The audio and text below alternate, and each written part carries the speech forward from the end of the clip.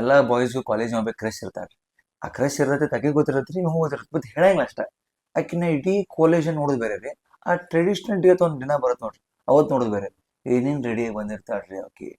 Jhumka ಹಾಕೋದೇನ, ಕಿವ್ಯಾಗ ಮೂಗ್ಬಟ್ ಹಾಕೋದೇನ, necklace ಹಾಕೋದೇನ, ಕಿವಿ ಮೇಲೆ ಇದನ್ನ ಹನಿ ಮೇಲೆ ಬೊಟ್ಟು ಹಚ್ಕೋದೇನ, ನೆಕ್ಲೆಸ್ ಹಾಕೋದೇನ, ಏನೇನ್ ಸೀರೆ ಮ್ಯಾಲ ಹಬ್ಬ ಹಬ್ಬ ಹಬ್ಬ ಅಲ್ಟಿಮೇಟ್ ರೀ.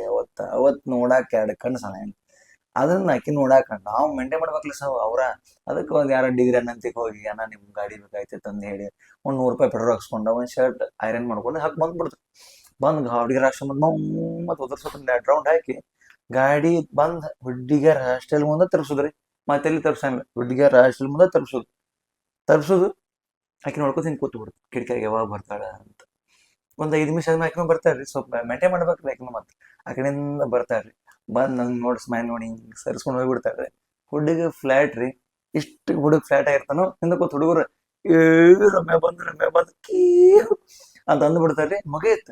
ಮದ್ವಿ ಮಾಡ್ಸಕ್ ರೆಡಿ ಇರ್ತಾರ್ರಿ ಅವತ್ತ. ಏನ್ ಡೇಸ್ ರೀ ಅವ, ಅಲ್ಟಿಮೇಟ್ ಡೇಸ್ ರೀ. ಇದಾದ್ಮೇಲೆ ಒಂದ್ ಫೋಟೋ ಸೆಷನ್. ಆಕಿ ಮೆಸೇಜ್ ಮಾಡೋದು, ಏ ಬಾ ಎಲ್ಲಿದಿ ಅಂತ. ಇವ ಆ ಕಡೆಯಿಂದ ಹೋದ್ರೆ ಯಾರಿಗೂ ಗೊತ್ತಾಗಲ್ಲ ದೋಸ್ರ ಹಂಗ ಸುಮ್ ಹೋಗಿ ಆ ಕಡೆಯಿಂದ ಫೋಟೋ ತೆಗ್ಸೋದತ್ತನ್ರಿ. ಅವಾಗ ದೋಸ್ರು ಬರ್ತಾರ್ರಿ. ದೋಸ್ರು ಎಲ್ಲಿ ಎಲ್ಲ ಯಾವ ಟೈಮಿಗೆ ಬರಂಗಿಲ್ರಿ ಅವ್ರ, ಸತ್ತಾಗ ಬರಂಗಿಲ್ಲ ಅವ್ರ. ಅದ ಟೈಮಿಗೆ ಬರ್ತಾರೆ ಕರೆಕ್ಟ್. ಅವತ್ತು ಸಿಗ್ತೀವಿ ನೋಡ್ರಿ, ಅವ್ರ ಮುಂದೆ ಸಿಗುತ್ತಾರೋ ಏನ್ ಕಾಡ್ತಾರೆ ಅವ್ರ. ಹಾ, ಏನ್ ಡೇಸ್ ರೀ ಇವ, ಮಸ್ತ್ ರೀ ಇವ. ಇವ್ ಸಿಗಾಯಿಲ್ರಿ ಇವ ಮಾಡಿ ಏನ್ ಮಸ್ತ್ ಎಂಜಾಯ್ ಮಾಡ್ಬೇಕಿರುತ್ತ.